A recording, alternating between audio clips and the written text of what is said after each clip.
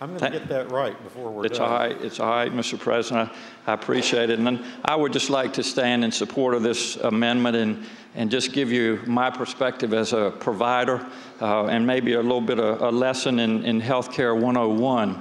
When we look at the three foundations of healthcare, and you've heard me talk about this before, but the first is quality, the second is access, and the third is cost.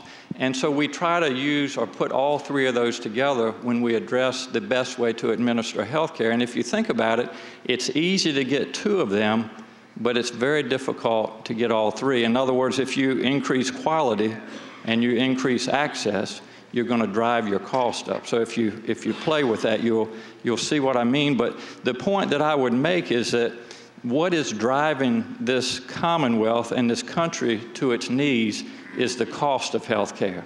That's what we need to get a handle on. And what has happened is that as the cost of health care have risen, people's salaries have fallen behind. And thus there are a lot of Virginians, in this case, 300 to 400,000 people who don't have access to insurance and health care. So one of the ways to address cost is to provide coverage. If people don't have coverage, then there's no way to control the cost. For example, if a person doesn't have access to a primary care doctor, there's no way to monitor their blood pressure, to make sure they're taking their medicines, to make sure they're making their appointments, et cetera.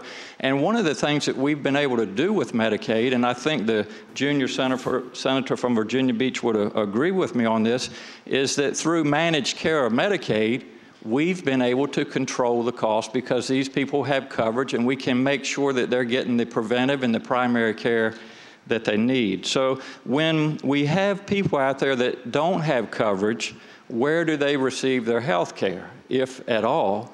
They receive it in the emergency room, in what I would describe as a crash and burn way of providing health care. And it's very inefficient, and it's certainly not in the best interest of the patient.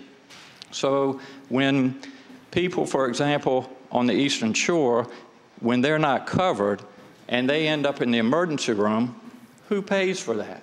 Well, the hospital takes the hit, and those of us that have premiums take the hit. That's why our premiums are going up so fast. So as we move forward here, I think this is a good opportunity to make sure that more people have coverage so that we can control the quality of their care and also provide them access. So again, to address the cost issue, Mr. President, I think this is a great step in the right direction, and I would encourage members of the Senate to support the amendment. Thank you. Thank you, Senator.